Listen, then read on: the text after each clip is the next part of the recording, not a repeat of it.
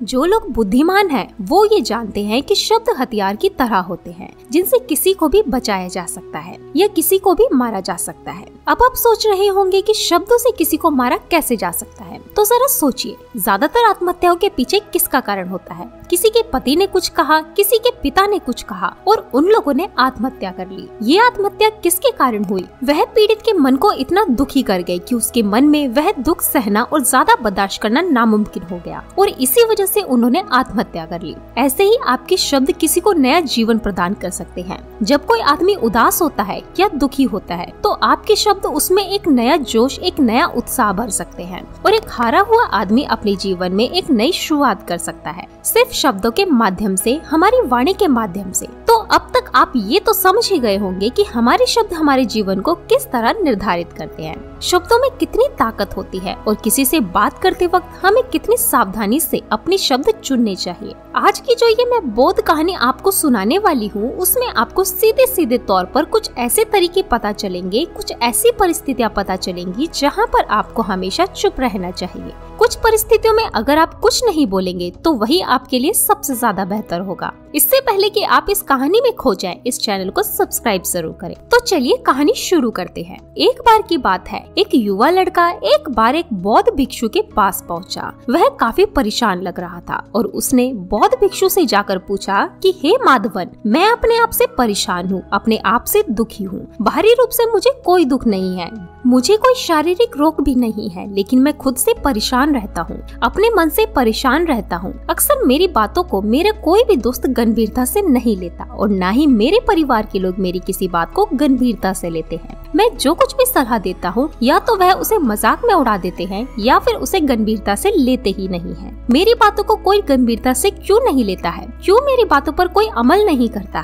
क्यों कोई मेरी बातों में कोई रुचि नहीं दिखाता? क्या कारण है? कृपया मुझे बताने का कष्ट करे और मेरे मन के इस दुख को दूर करे। ये सुनकर बौद्ध भिक्षु ने कहा, आज सुबह मैं ध्यान करके वापस आ रहा था। रास्ते में कुछ कौवे काव काव कर रहे थे और वहीं पर जब मैं चलता हुआ कुछ देर आया तो मुझे एक मोर की मधुर आवाज सुनाई दी। ये सुनकर अचानक मेरे मन में ख्याल आया कि कौवा कितना काव काव करते हैं, कितना बोलते रहते हैं, लेकिन कोई भी प्राणी कौवे की आवाज को पसंद नहीं करता और मोर हमेशा सही परिस्थिति के हिसाब से बोलता है। जब भी बारिश होने वाली होती है और बादल घिराते हैं और बारिश होने की आशंका होती है, ऐसे में मोर अपनी मधुर आवाज में गाता है जो सभी को प्रिय होता है, सभी को अच्छा लगता है। ऐसे ही अगर इंसान सही परिस्थिति के हिसाब से सही शब्द बोले, सही वाणी बोले, तो वही वाणी दूसरों के लिए संगीत हो जाती है, संगीत बन जाते हैं और दूसरे लोग तुमसे सम्मोहित हो जाते हैं और वहीं पर तुम्हें सब लोग गंभीरता से लेने लगते हैं। और दूसरी तरफ अगर तुम यूं ही बेफिजूल ऐसे ही बोलते रहोगे तो बिना किसी बात के बोले चले जाओगे तो फिर तुम्हें कोई गंभीरता से नहीं लेता। तुम उस कौवे की भांति हो जाते हो जिसकी वाणी कोई पसंद नहीं करता और बाद में तुम्हें दुख होता है कि तुम्हें कोई गंभीरता से क्यों नहीं लेता। इसलिए अपने शब्दों को बेहद बुद्धिमानी के साथ इस्तेमाल करना सीखो। अगर नहीं सीखोगे तो समाज में तुम्हें कोई सम्मान या कोई गंभीरता से नहीं लेगा। ये सुनकर वो युवा लड़का बोला कि ये सब मैं जानता हूँ कि मैं ज्यादा बोलने की बीमारी से ग्रस्त हूँ, मुझे इतना नहीं बोलना चाहिए, लेकिन मैं अपने आप पर काबू नहीं रख पाता और न ही मैं इतना बुद्धिमान हूँ कि मैं अपने शब्दों को नाप तोल कर बोल सकूँ। मैं तो किसी से बात करते वक्त इतना सोचता भी नहीं कि मुझे अपने शब्द किस तरह से इस्तेमाल करने हैं। कृपया करके कुछ ऐसी परिस्थितियाँ बता दीजिए जहाँ पर मुझे कम बोलना है या फिर बोलना ही नहीं है,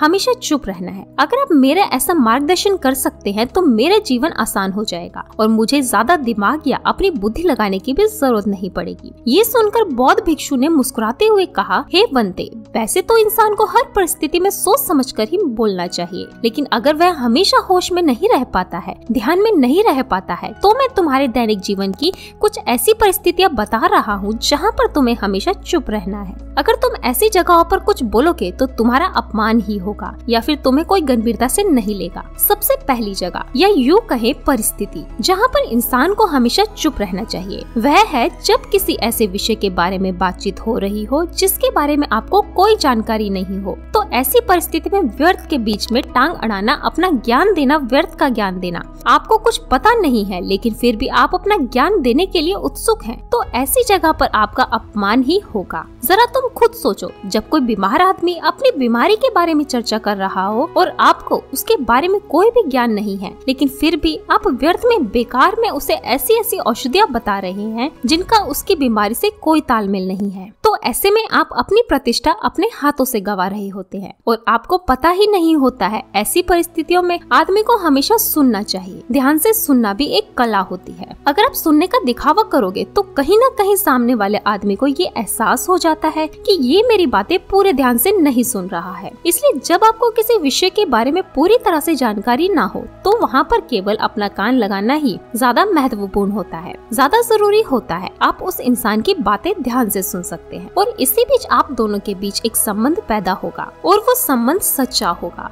क्योंकि आपने उसकी बात को बड़े ही ध्यान से सुना है और इस बात का पता सामने वाले को भी होता है। तो हम बिना कुछ बोले सिर्फ सुनने मात्र से किसी को अपना दोस्त, अपना मित्र बना सकते हैं। इस बात को हमेशा ध्यान में रखना। दूसरी जगह जहाँ इंसान को हमेशा चुप रहना चाहिए वह है खाना खाते वक्त। खाना इंसान को हमेशा चुप रहकर खाना चाहिए। महात्मा बुद्ध और उनके शिष्य हमेशा चुप रहकर खाना खाते थे, शांत भाव से भोजन करते थे, परिपूर्ण होकर भोजन करते थे, पूरी तरह से करते थे, एक एक टुकड़े का स्वाद लेकर भोजन करते थे। और ऐसा भोजन जब आपके शरीर में पहुंचता है तो वह आपके अंग अंग तक ऊर्जा पहुंचाता है। अक्सर हम भोजन करते वक्त कुछ न कुछ बोलते रहते हैं, कुछ न कुछ सुनते रहते हैं, लेकिन मौन रहकर पूरा स्वाद लेकर उसको कभी नहीं करते। हम उस भोजन को करते वक्त आधे अधूरे ही रहते हैं और इसलिए हमारा शरीर रोगों से ग्रस्त हो जाता है। जरा तुम खुद सोचो, बौद्ध भिक्षु हमेशा भिक्षा लेकर भोजन करते हैं और भिक्षा कितनी बिल्कुल मामूली सी, और वह भी एक वक्त भोजन करने के बाद भी उसमें स्वस्थ रहते थे, इतना उत्साह, जोश और आनंद से भरे रहते थे। और हम तो इतना खाना खाते हैं, इतनी सारी भोजन की सामग्री हमारे लिए उपलब्ध होती है, लेकिन हमारे शरीर में कोई ऊर्जा नहीं होती। इसका सबसे बड़ा कारण होता है कि हम अपना भोजन होश में नहीं करते हैं, परिपूर्ण होकर नहीं करते हैं, मौन रहकर नहीं करते। इसलिए अपना भोजन हमेशा मौन रहकर ही करो। तीसरी जगह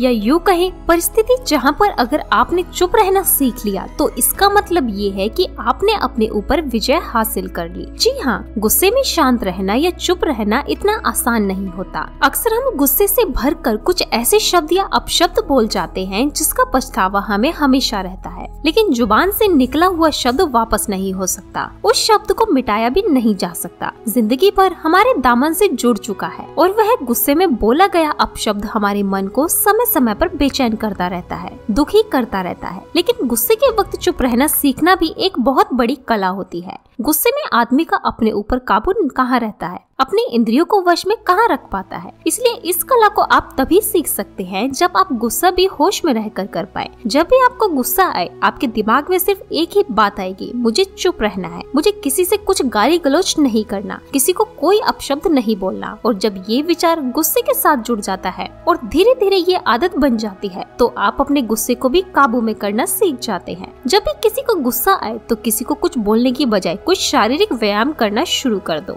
उछलना, चलना, भागना, दौड़ना, जाकर जिम करना, कुछ भी आप ऐसा व्यायाम कर सकते हैं जिसमें आपका शरीर थक जाए। आप पाएंगे कि जब आपका शरीर थक जाता है तो आपका मन भी शांत हो जाता है। आपने उस गुस्से की ऊर्जा को एक सकारात्मक रूप दे दिया है और यही बुद्धिमान व्यक्ति की पहचान होती है, जो दूसरों के तानों से भी अपना घर बना लेता है, अपनी कामयाबी के रास्ते निकाल लेता है। वही सच में बुद्धिमानी आदमी है। जो जहर को भी दवा बनाकर इस्तेमाल करना सीख जाए वही असली बुद्धिमान होता है। चौथी जगह जहाँ आप चुप रहेंगे तो आपके लिए वही सबसे ज्यादा बेहतर होगा, वही आपको सम्मान दिलाएगा। चौथी जगह है जब चार लोग आपस में बैठकर बातें कर रहे हो, कोई बैठक कर रहे हो, तो वहाँ पर जब चार लोग बात कर रहे होते हैं तो चारों लोग एक साथ तो बात नहीं कर सकते। एक बार में एक व्यक्ति ही बोलेगा और 3 सुनेंगे, तभी वह बैठक कामयाब हो पाएगी, तभी वह चर्चा सही रूप से आगे बढ़ पाएगी। लेकिन अगर कोई आदमी ऐसा बैठा हुआ है जो बीच में ही दूसरों की बात काट कर अपनी बात को ऊपर रखना चाहता है तो तो ऐसे में वह चर्चा बैठक आपको कहीं नहीं पहुंचाएगी और चारों लोगों के बीच आप सबसे मूर्ख कहलाओगे। अगर आपको अपनी बात कहनी है तो सामने वाले को अपनी बात पूरा करने दो, उसके बाद अपने विचार रखो। यही एक भद्र पुरुष या फिर कहीं जेंटलमैन की पहचान होती है। और आखिरी जगह, अगर हमारे माता पिता हमें कुछ कह देते हैं, हमारे बड़े बुजुर्ग हमें किसी बात पर डांट देते हैं या हमें थप्पड़ भी मार देते हैं, तो ऐसी जगहों पर आपको चुप रहना ही उनके प्रति सम्मान दिखाएगा, उनके प्रति आदर का भाव व्यक्त होगा। अगर आप उनके सामने उनका विरोध करते हैं, उनका प्रतिरोध करते हैं, तो वह गुस्सा तो थोड़ी देर बाद शांत हो जाएगा, लेकिन वो कहीं कहीं बात, वो विरोध किया हुआ शब्द या फिर कुछ भी उल्टा सीधा हमेशा आपके मन को सताएगा। और आपके माता पिता को हमेशा यही लगेगा कि आज ये हमारी इज्जत नहीं करता, आज ये हमारी बात नहीं मानता, क्योंकि ये कमाने लग गया है, ये बड़ा आदमी बन गया है। ऐसी ऐसी बातें उठेंगी, ऐसे ऐसे तंज कसे जाएंगे। इसलिए ऐसी जगहों पर आप मौन रहिए, चुप रहिए, कुछ मत बोलिए। अपने गुस्से को अपने अंदर ही पी लीजिए, कुछ व्यायाम कर लीजिए, भाग लीजिए, दौड़ लीजिए, अपना मन अपने आप शांत हो जाएगा। आखिर में बौद्ध भिक्षु ने अपनी बात को खत्म करते हुए कहा कि कम शब्दों में अपनी भावनाओं को उतारना सीखो। शब्द हथियार की तरह होते हैं, बोलो तो होश में बोलो, ध्यान में बोलो। जीवन शैली ऐसी बना लो कि आप जब भी बोलो पूरे होश में रहकर बोलो, पूरा आनंद के साथ बोलो। ऐसी वाणी बोलो जो दूसरे के दिल को ठंडक पहुंचाती हो, दूसरे के मन को भी शांत कर देती हो, और वह तभी संभव है जब आप प्रतिफल होश में रहकर बोले। इसके बाद वह युवा लड़का बौद्ध भिक्षु के सामने नतमस्तक हो गया और उनको प्रणाम करते हुए अपने घर वापस लौट गया। तो दोस्तों, कैसी लगी ये कहानी आपको कमेंट सेक्शन में जरूर बताना, और अच्छी लगी हो तो इस चैनल को सब्सक्राइब जरूर कर लेना। तो मिलते हैं अगले किसी कहानी में, तब तक के लिए आप अपना ख्याल रखें।